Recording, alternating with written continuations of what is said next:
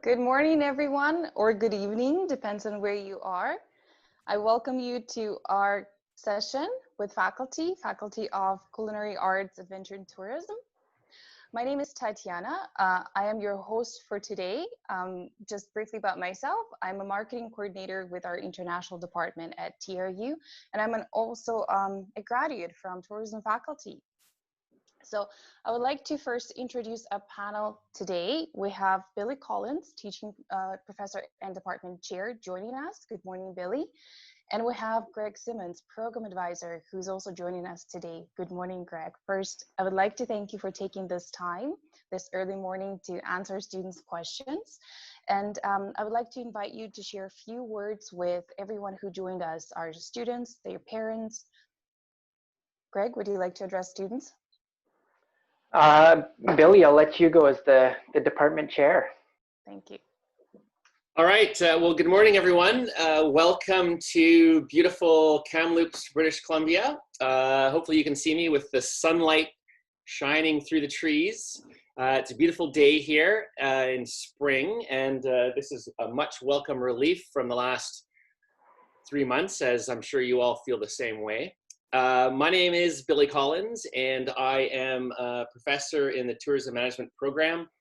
I'm also a graduate of the program, and I'm also the chair of the department, the tourism management department. So that means I take care of all the professors. I organize which courses they teach, when the courses are run, when they're offered.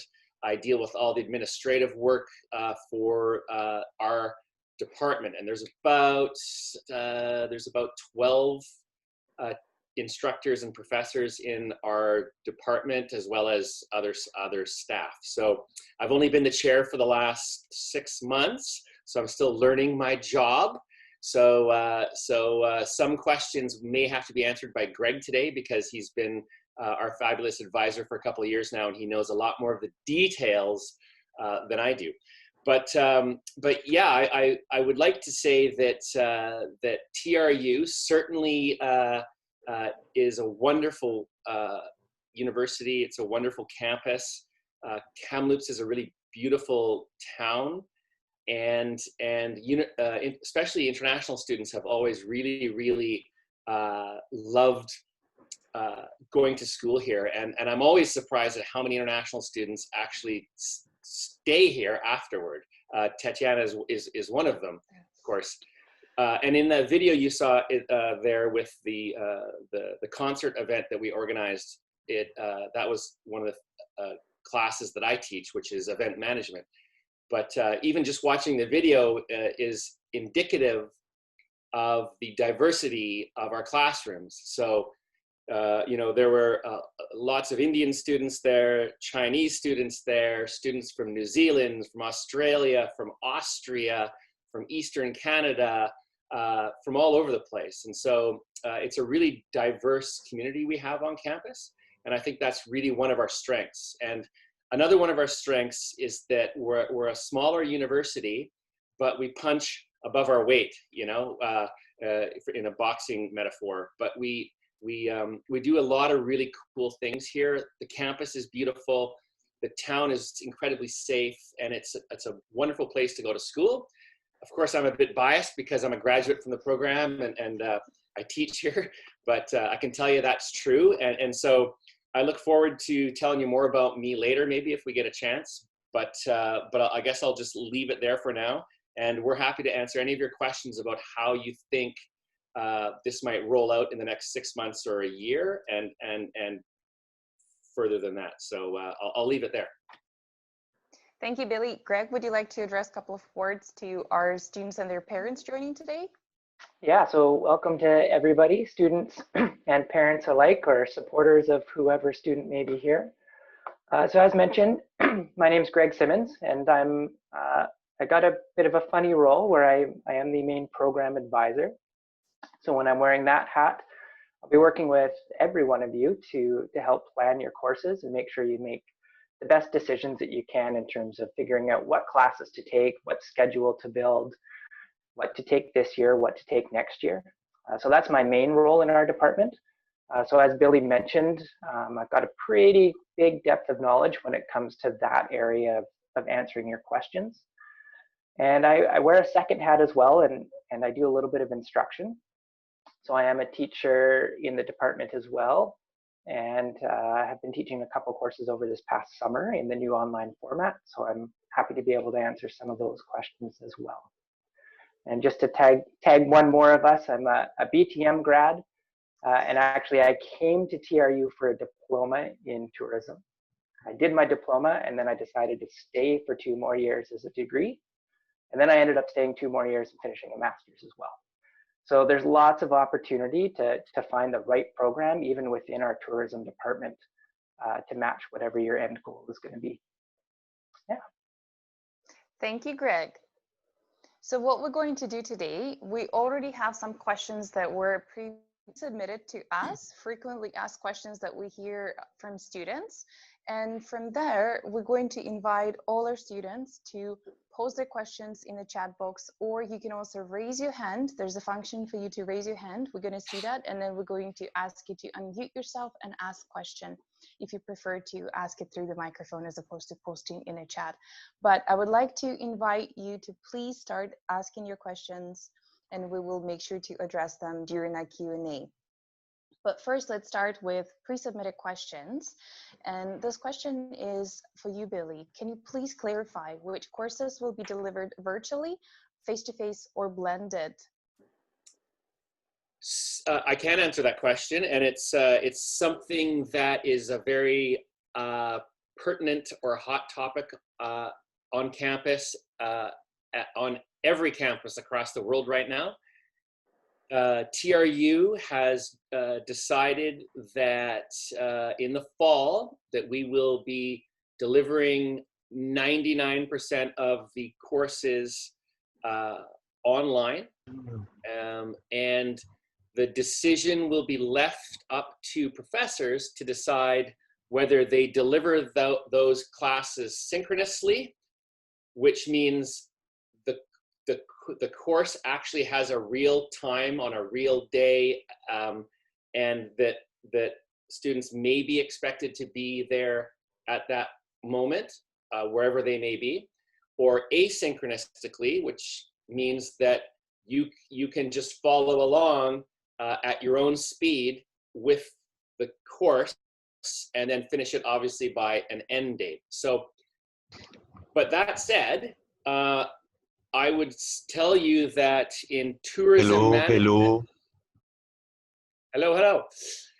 I would say that in tourism management, we will be delivering it probably at least 80% asynchronously. So in other words, you would only be expected to actually be online at a specific time, maybe 4 or 5 times in the fall semester. So I hope that makes sense. But right now, all the professors are moving all of our courses that we normally teach face to face. We're now moving them to online delivery, so remote delivery. So we're still figuring it out. But for the fall semester, students will be able to essentially study from anywhere in the world at your own speed, wherever possible, and that is our mission for fall of 2020. Okay. Greg, would you like to comment here as well? Yeah, I'll just add in, there may be 1 or 2 exceptions in the resort and hotel management diploma that will, there's 1 or 2 courses that may still run on campus because of a practical element required in those. We're still looking at how to make that work specifically. So it may end up being that those are going to be online and virtual classes as well. But if you are in that resort and hotel management diploma, that's where we'll just plan things very carefully to make sure that we can confirm or not confirm when we do your course planning, if it's going to be something you need to be physically in Kamloops for. Thank you. We'll go to your next question. which consists of multiple questions. So we can either break it down or try to address that as one big question. Why should I study virtually? What are the advantages of virtual learning? What will the online delivery look like? Can you describe what the virtual learning experience look like? All right, so I'll start with this, and Greg can finish it because he's actually doing it right now, and I'm not. So in my mind, if the gods are willing, we will be back to some form of normal by December, and people will be returning to campuses all over the world. I think that a reason to study virtually, from my perspective, is that you can get started in September, and therefore, if you're working towards a diploma or you're working towards a degree, you don't lose a whole semester, and you're not starting in the middle of a year. So to get started this fall, if you're at home anyway, it makes a whole lot of sense to do it virtually. And hopefully we're not delivering 90% of our education virtually forever. Hopefully we go back to almost 100% on campus, because that's where the real great interactions are between professors and students, right? That's the most important relationship on any campus anywhere, is the relationship between students and their professor. And so we're hoping, that's the case. So in my mind, I would say get started now, and maybe look back in 20 years and say, wow, I remember that time I had to take a whole semester and study online. I mean, it's happening. So there's no point in not doing it, really, in my mind. The advantages of virtual learning, at least from an international student perspective, of course, is that because I mentioned that we will be doing it mostly asynchronistically, that's a hard word to say, is that you can do it at your own time and in your own place, and depending upon what kind of internet access you have, and there's flexibility there. So you could even be wherever you are in the world right now. I see there's 43 of you here. You could be wherever you are right now and have a job, and then study at night. So there's a lot of advantages to virtual learning, in that it's up to you decide when you want to do it. What will it look like? It will look like we have a platform that we use called Moodle, Moodle. You can Google that, Moodle, Moodle. And it's the platform we use at TRU to connect with students, and to communicate with students, and to post all of the readings and learning outcomes and video links and all kinds of things. So what will happen is that you will sign up on this platform. I think you're automatically assigned now, actually. Greg can speak to that. But the professors will be posting not super long lectures on there, but somewhere between 15 and maybe 35-minute lectures once a week. There'll be readings, there'll be video links, there'll be discussions. And so it's a very interactive situation and platform, and that all of the professors at TRU are madly learning how to make it even better than, or not better than, but as trying to make it as good as if you were in a classroom face to face. So I'll let Greg take it from there about what the experience actually looks like, because he's actually doing it right now. Thank you. Yes, I'm happy to add in a little bit here. So I'll start at the beginning of the question as well with why study virtually. And I think Billy commented really well. Time is awesome. So right now, most of us are probably at home. Our work is slowed down. And the one thing that we're left with because of these is time. So if we can take advantage of that and start making some progress on a university program, I think it's an amazing opportunity. The classroom piece is always interesting, because probably for the last 20 years, and definitely as long as I've ever been a student at university, it's always been about trying to bring technology into the classroom. Whereas now we actually get the opportunity to put that technology into your living room or your kitchen table or wherever you are at home. So we're able to actually explore and use a few other resources that we don't necessarily have in the classroom to enhance the experience from a different side. So I found, as Billy mentioned, I've been teaching 2 classes over the last 6 weeks. It's been really exciting to figure out what things we can use, because now everybody is at home with their technology and their internet access, and we're able to explore a few options that we can't necessarily do in the classroom. So I wouldn't say better or worse, but I would definitely say it's a different avenue or a different approach to learning, which is super cool. And as we explore more technological worlds, you build a ton of skills really fast on how to do internet or distance-based communication, and use a bunch of different programs that you wouldn't necessarily use sitting in the classroom, but are becoming more and more applicable in today's workforce. So I think there's a lot of really cool skills that come out of doing a semester or 2 of virtual learning. The big question of what does it look like? Can we describe a virtual learning experience? And conveniently, I'll just tell you what I do in my virtual classroom. So it's a combination of techniques. So I'll do video recorded lectures. So those are like Billy was describing. You get home at whatever time. You can open it up and watch it at first thing in the morning while you eat breakfast, or you can watch it while you're getting ready to go to bed. But you can also pause it and continue and break it into small chunks. If you've got 15 minutes here and there, you can spread it out.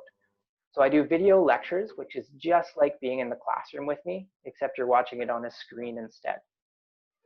There will be things like readings, integrating a lot of video learning. So watching different, they might be YouTube clips, or there might be TED Talks where we can tap into some other learning resources as well.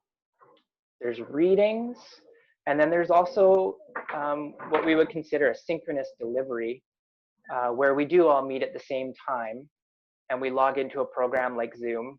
TRU has a few different programs that we use to do this, and we actually all get together as a class, just like this meeting here, and we have discussions and things like that. So there's lots of fun ways to do it in terms of how we deliver the material. And for myself, what I do is I break it down week by week. So every Monday when you get up, or Monday in Kamloops that is, I post a weekly list of these are the 6 things you should do this week. And it's basically a checklist of things: watch this video, do this lecture, do this assignment. I'll let you know when there's quizzes and work that you should be thinking about and work that's due. And so each week you wake up and you get this nice little checklist so you can decide how to use your time to accomplish those tasks.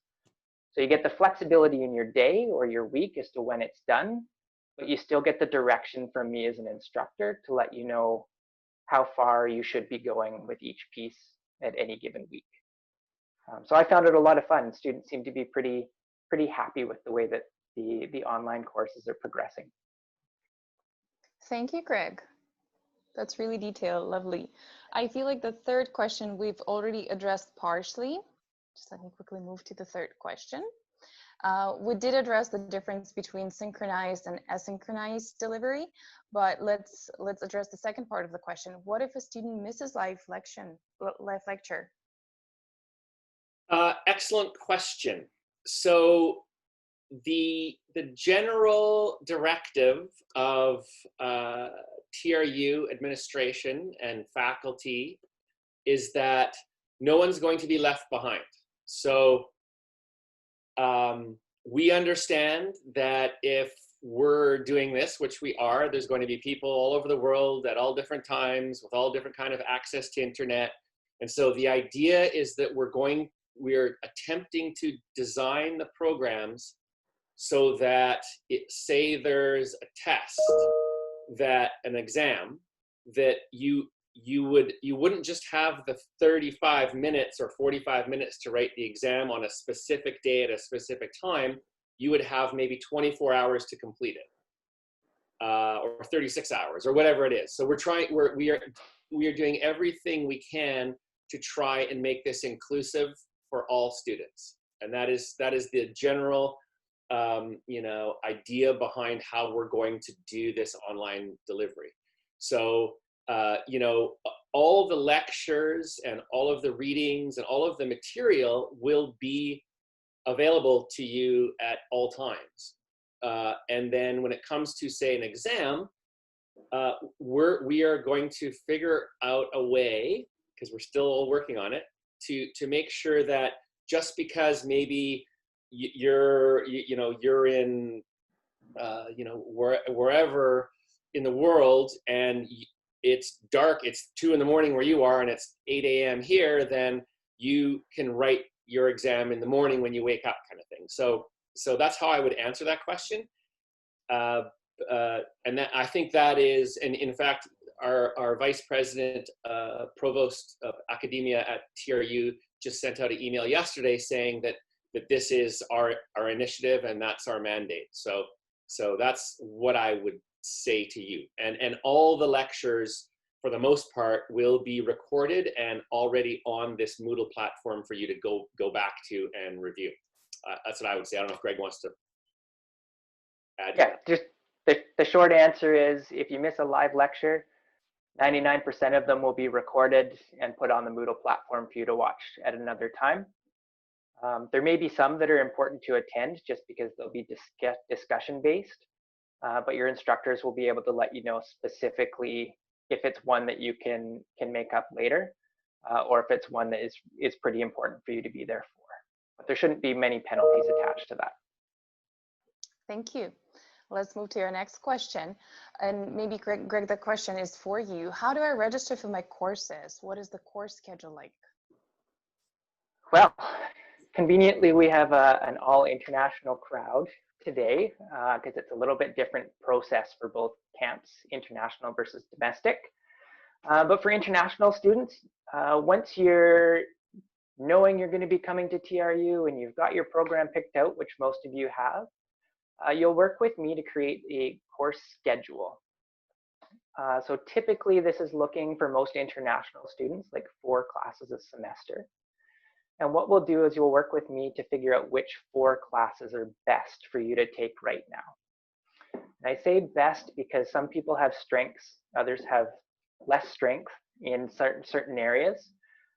So we really try to tailor to your program, but also to your own learning potential or learning strengths. So the example I would give for that is something like, if you're really not a great math student, we may strategize when to take math. So it may not be in your first semester. Maybe we leave that till you're back on campus and we figure out what learning style is going to match, what's going to help you be the most successful. So you'll work with me to come up with a course schedule. So as I say, probably 4 classes. And for each program, it's different. But if you have looked on our website and you found our program plans, if you download that program plan, it'll actually tell you what we recommend for your first semester. So your fall, year 1 semester, we'll give you a recommendation for 4 or 5 classes. We schedule those together and build a timetable so that they all look like they're going to work, just in case some of those classes are run synchronously. And then it's a simple process of sending an email to our international registration team, and they'll make sure that everything's put in place for you for the registration process. Thank you, Greg. The next question, Billy, if you could address that. What kind of support is the faculty offering for students studying virtually? You'd have to unmute yourself, sorry. Sorry, thank you. Well, I mean, to be completely honest with you, we're still figuring this out. Right as we speak, all of our professors are figuring out how to put these courses online, and Greg is one of our first faculty to actually be doing it. But I think that Greg and I, for instance, plan on putting together some outreach programming to new students who are coming in. So we plan probably in August to do something similar to this with new students, to explain the Moodle platform, to explain how to be in touch with professors, to explain the process. And essentially, what's going to happen is during the first week in September, you will take your first several classes with your professor, and they will probably be in a format just like this. And you will have the opportunity to speak with your instructor, your professor directly. And so there's many ways of doing that, whether that's email or whether that's in a Zoom chat or whether it's on, all the different platforms. So you would be able to directly contact your professor and deal with things virtually. As far as technical support goes, TRU also has an IT, so a technical support operation that you can also access as a student to help you get your platform set up on your computer and other support like that. But I mean, as I said, this is a sort of a holistic movement. We're kind of doing this all together, which I think is actually a point I wanted to make. I think what's neat about this opportunity, because there is uncertainty in the world right now, and there has been for the last many months. But what's neat about this is that all the professors around the world, and certainly at TRU, we're all learning together how to do this. So I think that it's going to be a special relationship. And Greg spoke to this, but I think it's going to be pretty neat this fall, because I think that the profs are going to be teaching their classes for the first time virtually online, and the students are going to be learning for the first time online. And I mean, that's what professors and students do, is they learn together, and that's the experience. So I think that's kind of cool. And I think a lot of these answers will just sort of figure themselves out. But absolutely, there's tech support, there's advising support through Greg. As the chair of the department, if students have any challenges or issues, they can communicate with me. So our department is really good. We're a small department. There's, I think, as I said, there's 12 of us, I think, who are teaching. And so, you can always get a hold of us. It's not like we're out there in the ether somewhere. We're here for you. So the support would come from you contacting us, and we would figure it out. I would also like to add that there's other services and supports will be available on campus for students. Again, virtually, our library will remain open, counseling services will remain available online, so there'll be other support that you will be able to access even while we study virtually. Good point. Thank you. So the next question, how would I be evaluated? How do I take my midterm and final exam? Who would like to address that? I'll start. Again, another excellent question. So all over the world, again, sorry to keep saying that, but universities are trying to figure this out. And again, it's this balance between whether it's real in live time synchronously or whether it's not, whether you just carry along at your own speed. And so it's up to the professor to decide. Through Moodle, you can do quizzes and exams on Moodle. And so, for instance, I had a class of 230 students. It was called Rock Dreams, the history of rock and roll from 1954 to 1984. It wasn't canceled. It was stopped. Well, it was paused halfway through winter in March, and we had to finish the semester. And so we had to figure out a way how to give a final exam to 230 students online. And so, the way we did it was we sent out the readings ahead of time, obviously. And then on a certain day, we posted the questions, and we gave students 24 hours to answer the questions and then upload them onto our Moodle platform. So that's one way. Other people try and do it live, so that they say you have 2 hours to do this exam and it's going to be done online. And so there's various different approaches. And so I think we're still trying to figure that out. But I would say, generally speaking, because of the kind of program we are, we're not heavy math or heavy stats or heavy numbers. So we tend to have more subjective courses, more theoretical courses, experiential courses. So we might find different ways of doing that. And so I know that's not a direct answer, but I think we're still working to figure that out. But again, the focus is on the student and the student experience and not to exclude anybody. So that's what I would say. I'm not sure what experience Greg has had just in this last month or so. Well, I can answer pretty specifically how I evaluated in my course, and that might give you guys a little bit more of a solid answer for anything that I teach anyways. So I have used Moodle quizzes, and those I don't do at a specific time, but you'll have 20 minutes from when you start the quiz to finish it. So we'll do those through the Moodle platform.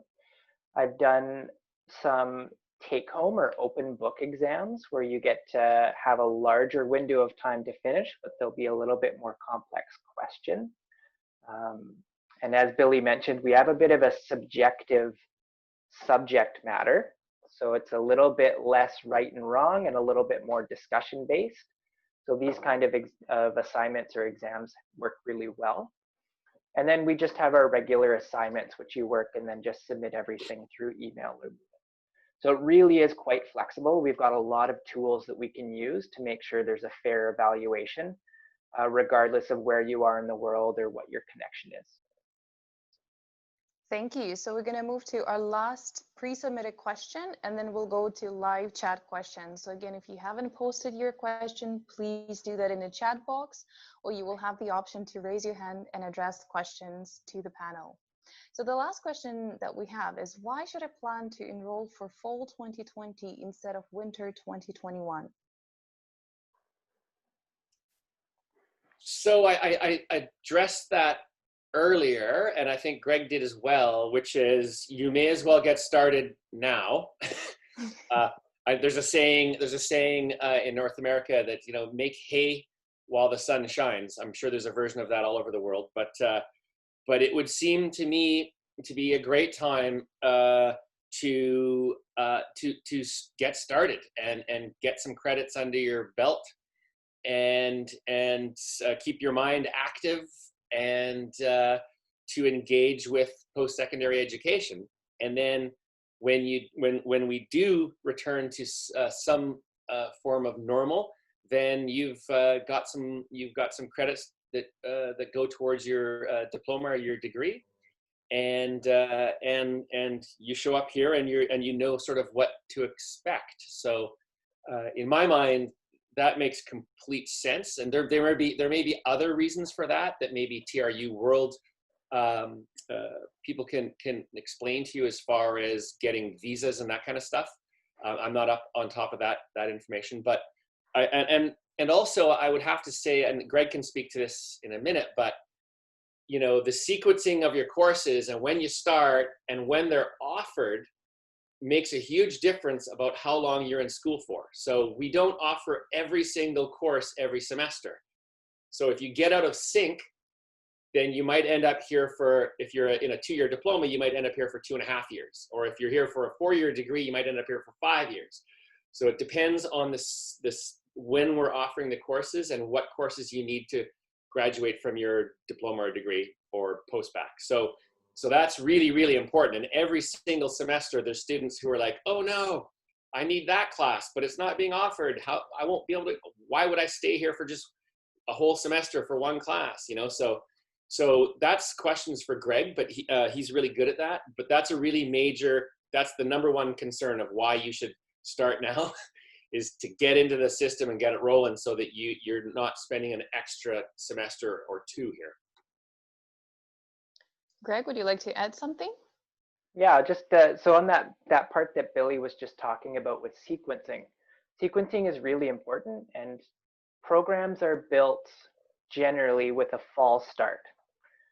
So if you look at most of our programs, when we design them in our concept of putting it all together, it starts with a fall and then a winter.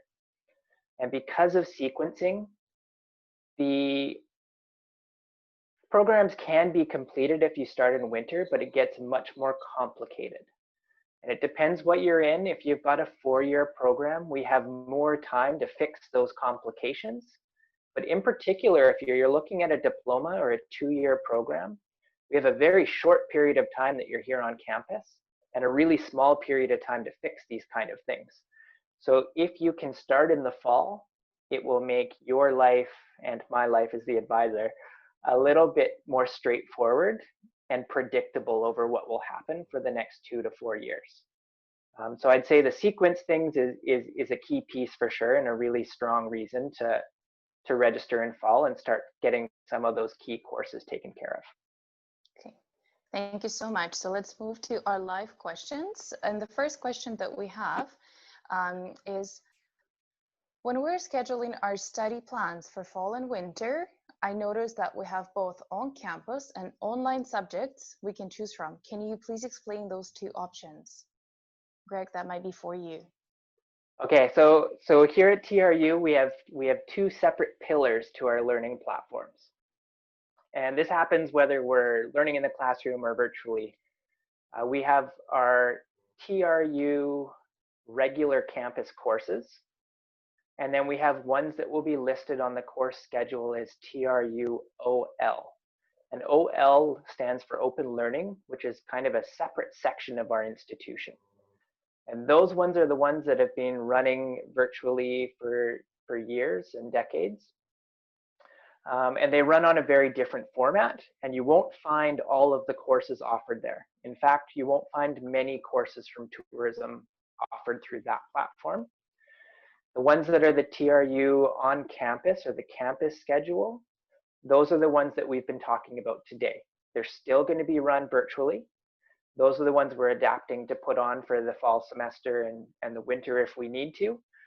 But those are the ones that are going to give you that same classroom experience as opposed to a traditional online version of something. So if you're doing your scheduling and you're looking at the timetables and the course offerings, the ones that are under just the fall 2020 semester are going to be those classic campus-based courses that we've adapted to the online model for you.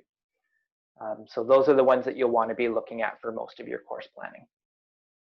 Thank you. The next question is around English results. So student does not have yet English results and asking whether TRU will be providing with English test or whether it need to be submitted on prior. I have to throw that back to TRU World. I'm afraid I have no response to that. Well, I can answer that question that yes, we do need to see, for tourism classes specifically, we do need to see your English results before you can commence your studies.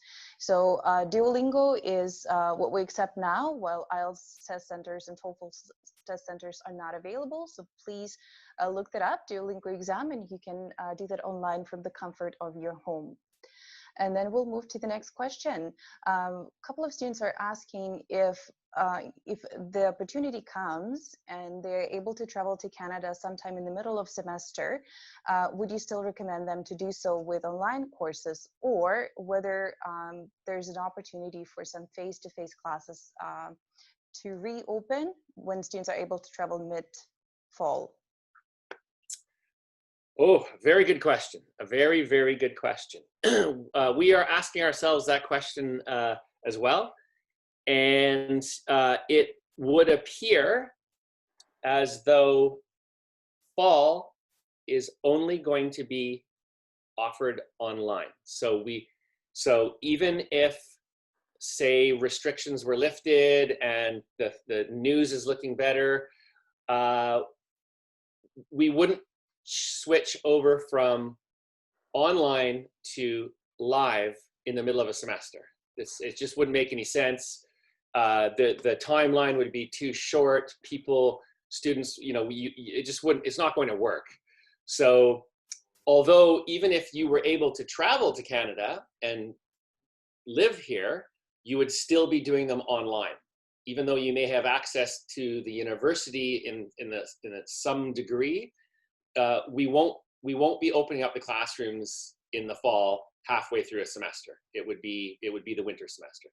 So it may make sense for you if you're allowed to travel here in October, middle of October, to move here and get an apartment and maybe look for a job and then keep working online. That may make sense for you, but it's an individual decision. And so my recommendation would be that you would just work online from wherever you are in the world for fall, and then hopefully plan for a January live delivery at TRU, which that's sort of like the best case scenario at this moment. And I'm just being honest with you. I think that's how it's looking. Thank you. Another question. Student was hoping to change major to hotel management upon arrival. However, with current situation, how do we address that now? How do we proceed with major change? Greg? It's a good question because it depends a little bit on what they're changing from. But if you want to make a program change and you're already in a tourism program, it's very simple to change from one type of tourism study to another type of tourism study. If it's for a student who's coming from a different program like business, it may require a little bit more effort to change because there's a different application or admission process. But mostly, it's a pretty straightforward email to the international application or admissions department. So I apply at tru.ca, and they can actually just have a quick look and see what steps need to be taken to make that change. As long as there's space and as long as the admission requirements are met, we're happy to have you come on board. Perfect. Greg, next question is for you as well. Can you please explain students how to select electives during their first semester of Bachelor of Tourism Management? Ooh, the biggest, hardest question an advisor will ever get asked. Electives are really hard because TRU has so many great courses for you to choose from. And electives are your opportunity to explore whatever is interesting to you. So it's a really difficult thing to suggest. So my advice that I always give is to look at the course schedule. And the first thing there's a drop-down menu, and it'll tell you all of the subject areas that TRU offers. So I suggest students to go down that list and just look for the one that sounds interesting to you. From there, you can look and see if there's a course that's interesting to you and if it's something that you're allowed to register in. So prerequisites are one of the challenges, but most first-year courses are pretty accessible. From a more concise answer, students in our faculty typically trend towards some of the business style courses as electives, but we've had people take everything from music and choir through arts, through writing, geography, philosophy, sociology. It's really an endless selection. So the real key is for you just to go and look and find what piques your interest, and then send me an email. And I'll say, hey, that's a great choice. Or I'll say, oh, you know what? Let's save that for your second year and let's look for something different. So I'm always happy to tell you if it's a good choice or if it's something that maybe we want to think differently about. Okay. Greg, another question for you. How can students get in touch with you to either plan their courses or for some recommendations from you that you can suggest on some open learning classes that students can take online, right? So how do they get in touch with you for recommendations or course registration? Yeah, so the easiest one is to send an email, and there's myself and there's another advisor named Jarita. And the two of us we work regular hours. So we're here 35 hours to a week to respond to you. So our email address is tourismadvising@tru.ca. And if you send us an email, we're usually back to you. We're at a high period right now, so it might take us 2 days, but it's usually a pretty fast response time to help out. And if you prefer a phone call, if you just send us an email, we're able to set up either a video call or a phone call as well. So we're here to help in whatever format we can. Thank you. Billy, I have a question for you. How is the general scope of travel and hospitality industry in BC in general? And how has COVID-19 affected the industry and job prospects? Wow, there's a good question. I'm getting all Not these an easy tough ones one, here. yes. Not Greg, an easy one. These are smart students here. Well, as you know, the tourism industry has been put on pause globally. So it's not like I can make stuff up. But what I can tell you is in pre-COVID times and one day ahead, hopefully sooner than later, tourism and the tourism industry in British Columbia is our biggest generator and is massive. And British Columbia has a very strong tourism industry, and as does Canada, but British Columbia especially, I would say, because of the natural beauty of this province. And there's jobs in hotels and service and restaurants, and in our students work all over the place, whether it's in government tourism organizations like destination management organizations. They work for, we have one of the most prestigious railway companies, travel companies in the world here, Rocky Mountain Mountaineer. Mountaineer. Yeah. And all kinds of stuff. Like British Columbia is ground zero for tourism in Canada, to be honest. And so normally that industry is out of control. And of course, it's down 80% right now, like it is everywhere in the world.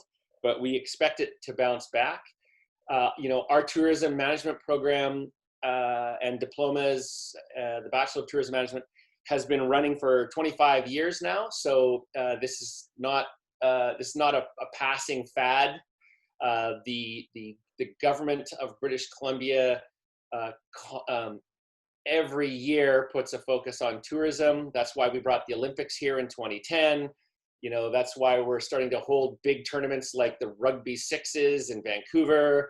It's a major focus of the government here. So the industry is very strong right now. It's hurting a bit, but we expect it to, of course, bounce back. So that would be my answer. And yeah, we have students working in every facet of the tourism industry, whether they're working at a convention center in Vancouver, whether they're running event management companies in Jasper and Banff in Canada here. So yeah, we've got people all over the place, and we have a huge list of alumni. You're talking to three of them here, but we have a giant list of alumni, and the industry is always hungry for new people. And I would also say this, that I don't know, Greg, 95% of our students who are going to school here are working while they're here. And most of them are working actually in the tourism industry. So whether that's in hospitality or something else. And so that's another real benefit of going to school here, is that it's like I said earlier, it's a smaller town, and it's a university town. So there's three big employers in Kamloops, in this city. One is the hospital, one is the school division, which is the school system, and then there's the university. So it's a real it's a real service-oriented, educational oriented city.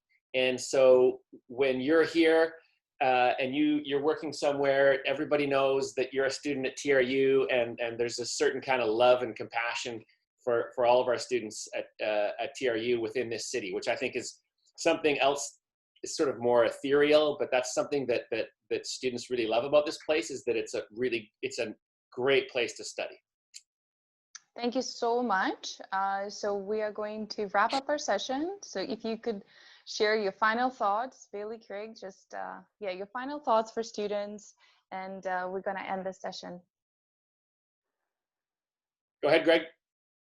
All right. Well, Yeah, I think there's been a lot of really good questions, and there's going to be a lot of really good questions coming forward, in particular with COVID.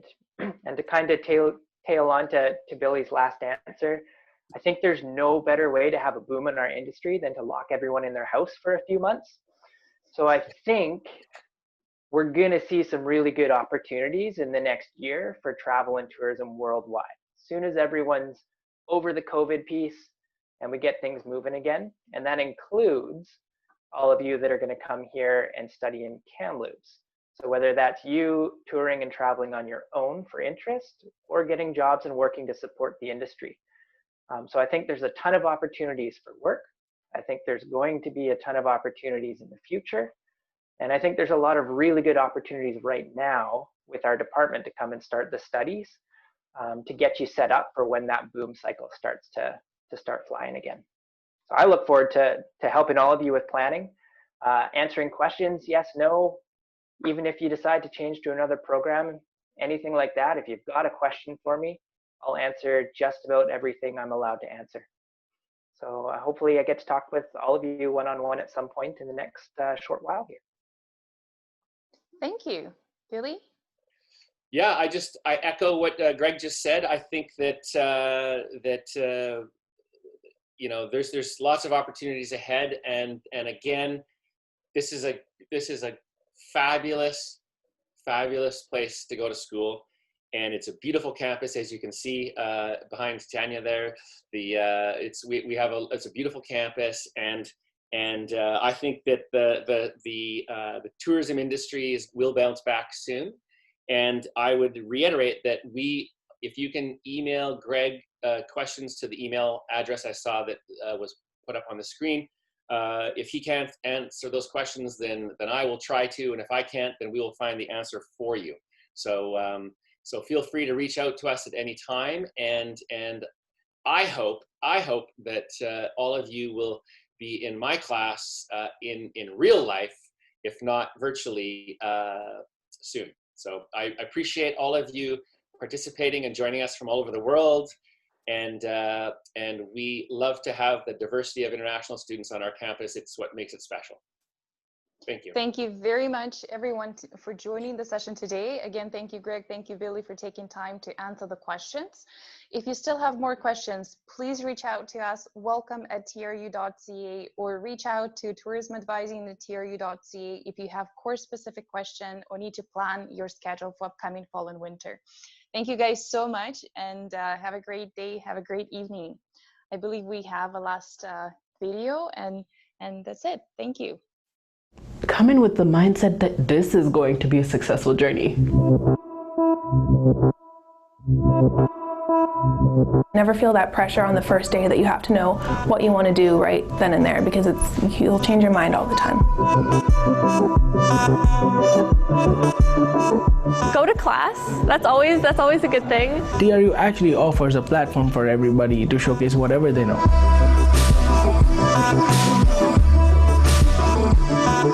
Be yourself.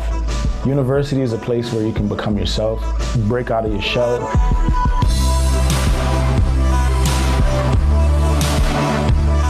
Actually, my biggest advice is to talk to your teachers.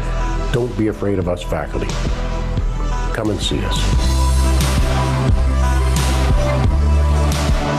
Oh, don't be afraid to talk to people. Just talk to anyone, because there's everyone in the same position as you are.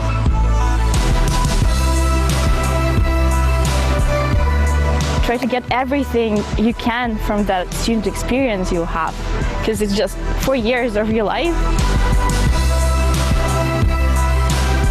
It is not just going to be learning in class, it's going to be learning about who you are. Use this place and get everything you can from it.